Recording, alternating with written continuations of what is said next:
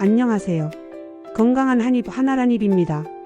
여러분 혹시 아침 식탁이나 저녁 식탁에 빠지지 않고 등장하는 식재료가 있으신가요? 저는 바로 올리브유를 떠올리는데요. 몸에 좋다, 건강하다는 건 알지만 어떤 올리브유를 골라야 할지, 어떻게 먹어야 할지 헷갈리셨던 분들 많으실 거예요. 오늘 영상에서는 우리가 매일 먹는 이 올리브유에 대한 모든 궁금증을 풀어드릴 겸 진짜 좋은 올리브유 고르는 법부터 건강하게 먹는 방법, 그리고 의외의 진실까지 끝까지 시청하시면 여러분의 건강을 한 단계 업그레이드 할 수 있는 알찬 정보들을 얻어 가실 수 있을 거예요. 자, 그럼 올리브유의 세계로 함께 떠나볼까요? 1. 올리브유의 기본 영양 성분. 올리브유는 액체금이라고 불릴 만큼 귀한 식재료인데요. 그 명성만큼이나 다양한 영양 성분을 풍부하게 함유하고 있습니다. 가장 대표적인 성분은 바로 단일 불포화 지방산입니다. 이 단일 불포화 지방산은 혈중 콜레스테롤 수치를 낮추는 데 도움을 줘서 심혈관 건강에 아주 중요하다고 알려져 있죠. 특히 올리브유의 약 70에서 80%를 차지하는 올레산은 단일 불포화 지방산의 핵심 성분입니다. 뿐만 아니라 올리브유에는 강력한 항산화 성분인 폴리페놀과 비타민 E가 풍부하게 들어 있습니다. 이들은 우리 몸의 세포 손상을 막아주고 염증을 줄이는 데 도움을 줍니다. 또한 소량의 비타민 K도 함유되어 있어서 뼈 건강에도 긍정적인 영향을 미칠 수 있습니다. 이처럼 올리브유는 단순히 기름이 아니라 우리 몸에 필요한 다양한 영양소를 꽉 채운 건강 선물이라고 할 수 있습니다. 2. 주요 건강 효능. 이렇게 좋은 영양 성분들을 가진 올리브유가 우리 몸에 어떤 놀라운 효능을 주는지 자세히 알아볼까요? 첫 번째 효능은 바로 심혈관 건강 증진입니다. 앞서 말씀드린 단일 불포화 지방산, 특히 올레산은 나쁜 콜레스테롤인 LDL 콜레스테롤 수치를 낮추고 좋은 콜레스테롤인 HDL 콜레스테롤 수치를 높이는 데 도움을 줍니다. 이는 동맥경화를 예방하고 심장마비나 뇌졸중 같은 심혈관 질환의 위험을 줄이는 데 아주 중요한 역할을 하죠. 실제로 지중해 식단을 따르는 사람들의 심혈관 질환 발병률이 현저히 낮다는 연구 결과는 올리브유의 심혈관 보호 효과를 여실히 보여줍니다. 두 번째 효능은 강력한 항산화 및 항염 작용입니다. 올리브유의 풍부한 폴리페놀과 비타민 E는 우리 몸의 활성산소를 제거하는 항산화 작용을 합니다. 활성산소는 세포를 손상시키고 노화를 촉진하며 다양한 질병을 유발하는 주범으로 알려져 있죠. 또한 올리브유의 일부 성분들은 이부프로펜과 유사한 항염 작용을 하기도 합니다. 만성 염증은 암, 당뇨, 심장병 등 많은 질병의 근원이 되는데 올리브유가 이러한 염증을 줄이는데 도움을 줄 수 있다는 것은 정말 놀라운 일입니다. 세 번째 효능은 뇌 건강 개선입니다. 올리브유는 뇌 기능 유지에도 중요한 역할을 합니다. 특히 신경세포막의 구성 성분이 되거나 뇌 염증을 줄여 인지 능력 저하를 막고 알츠하이머병과 같은 퇴행성 뇌 질환의 위험을 줄이는 데 기여할 수 있습니다. 기억력과 학습 능력 개선에도 긍정적인 영향을 미친다는 연구 결과들도 있습니다.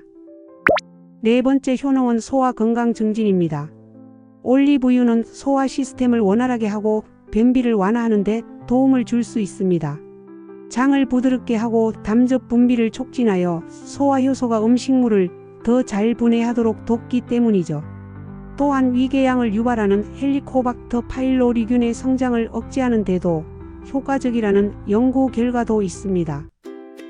마지막 다섯 번째 효능은 피부 건강 및 노화 방지입니다. 올리브유는 먹는 화장품이라고 불릴 만큼 피부 건강에도 좋습니다.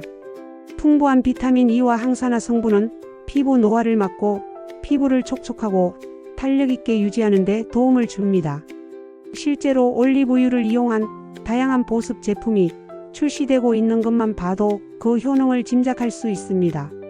이렇게 다양한 효능을 가진 올리브유, 이제부터는 더욱 똑똑하게 선택하고 섭취해야겠죠. 3. 좋은 올리브유 고르는 팁. 자, 그럼 이 좋은 올리브유를 어떻게 골라야 할까요?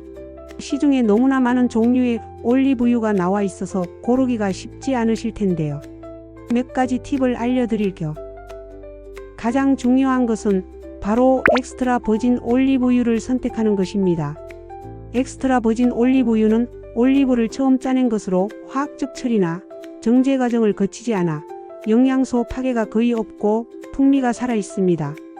퓨어 올리브유, 라이터 올리브유 등은 정제 과정을 거친 것이므로 엑스트라 버진만큼의 건강 효능을 기대하기 어렵습니다.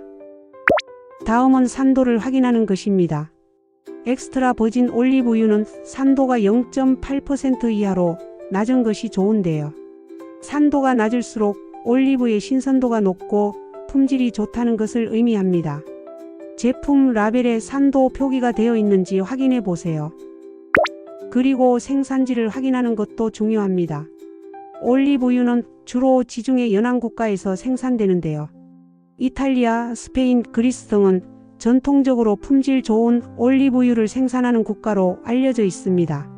물론 국산 올리브유는 아직 없지만 수입산 중에서도 어떤 지역에서 생산되었는지 확인해 보는 것이 좋습니다. 마지막으로 용기를 확인하세요. 올리브유는 빛과 열에 약해서 산패되기 쉽습니다. 따라서 투명한 병보다는 짙은 색의 유리병에 담겨 있거나 틴 케이스에 담겨 있는 제품이 올리브유를 더 신선하게 보관할 수 있습니다. 쇼핑할 때 이 4가지 팁을 꼭 기억하시고 현명한 선택을 하시길 바랍니다. 4. 섭취 시 주의할 사항. 올리브유는 건강에 좋지만 섭취 시 몇 가지 주의할 점이 있습니다. 첫 번째는 과도한 섭취는 피해야 합니다. 올리브유는 지방이기 때문에 칼로리가 높습니다. 아무리 몸에 좋은 기름이라도 과도하게 섭취하면 체중 증가로 이어질 수 있으니 하루 권장량을 지키는 것이 좋습니다. 일반적으로 성인의 경우 하루 하나에서 2스푼 정도가 적당하다고 알려져 있습니다. 두 번째는 발연점을 고려해야 합니다. 엑스트라 버진 올리브유는 발연점이 약 180에서 200도씨 정도로 비교적 낮습니다. 이는 튀김처럼 고온으로 조리하는 요리에는 적합하지 않다는 의미입니다. 발연점을 넘어서면 유해 물질이 발생할 수 있으므로 샐러드 드레싱이나 파스타에 뿌려 먹는 등 생으로 섭취하거나 낮은 온도에서 조리하는 것이 좋습니다. 만약 볶음이나 구이 등 고온 조리가 필요하다면 발연점이 더 높은 정제 올리브유나 다른 식물성 기름을 사용하는 것이 좋습니다. 세 번째는 특정 질환이 있는 경우 의사와 상담해야 합니다.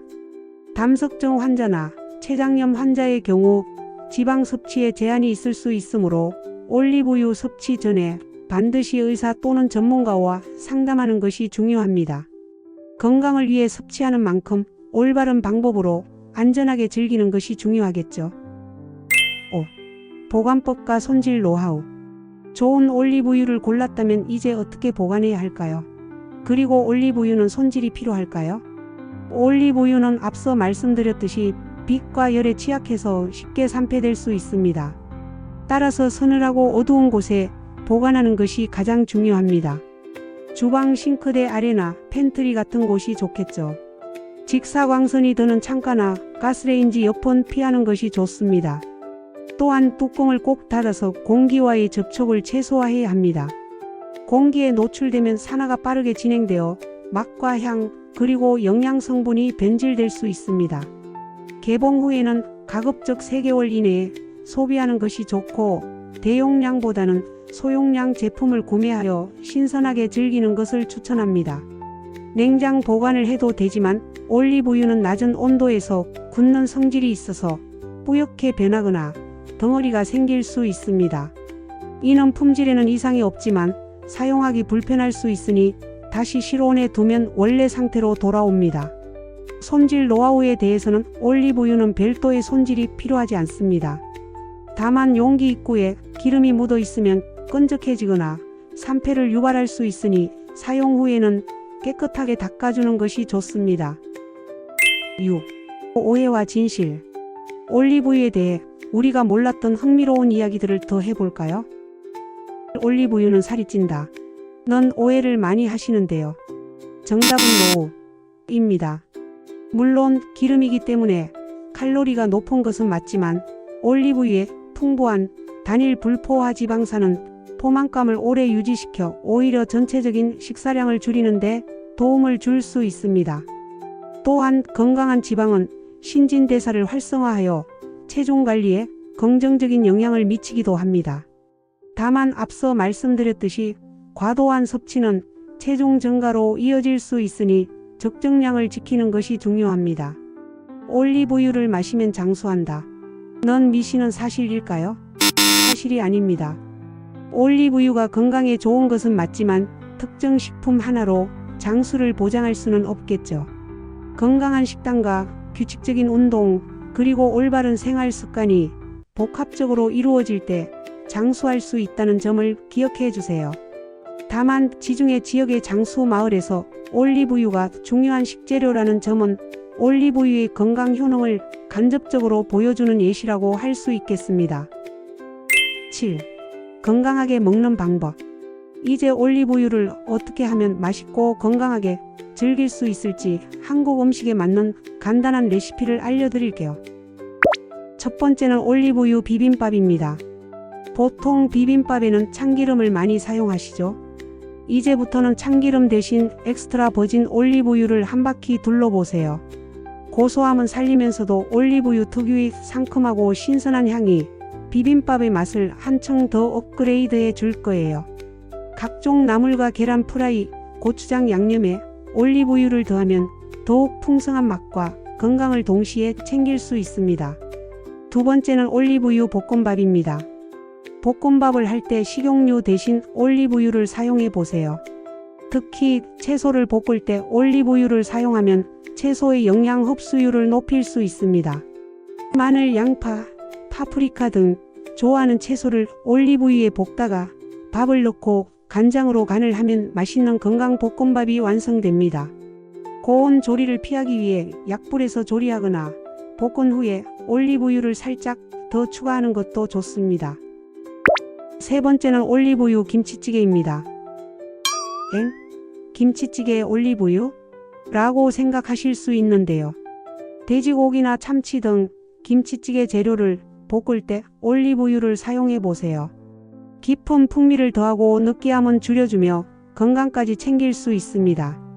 특히 잘 익은 김치를 올리브유에 달달 볶다가 나머지 재료를 넣고 끓이면 훨씬 부드럽고 감칠맛 나는 김치찌개를 맛볼 수 있습니다. 생각보다 한국 음식과 올리브유의 조합은 훌륭하답니다. 자, 오늘 올리브유에 대한 모든 것을 알아봤는데요. 다시 한번 핵심만 짚어드릴게요. 올리브유는 단일 불포화 지방산과 폴리페놀, 비타민 E가 풍부한 건강한 기름입니다. 심혈관 건강 항산화, 뇌 건강, 소화, 피부 건강 등 다양한 효능을 가지고 있죠. 구매할 때는 엑스트라 버진인지 산도는 낮은지 짙은 색 용기인지 확인하고 서늘하고 어두운 곳에 보관하는 것이 중요합니다. 과도한 섭취나 고온 조리는 피하고 샐러드나 나물, 볶음 등 다양한 한국 음식에 활용해 보세요. 여러분은 올리브유를 어떻게 활용하고 계신가요? 혹시 자신만의 특별한 올리브유 활용법이 있다면 댓글로 공유해 주세요. 다음 영상에서는 또 다른 건강한 식재료로 찾아오겠습니다. 오늘 영상이 도움이 되셨다면 구독과 좋아요, 알림 설정 잊지 마시고요. 지금까지 하나란입이었습니다. 건강하세요.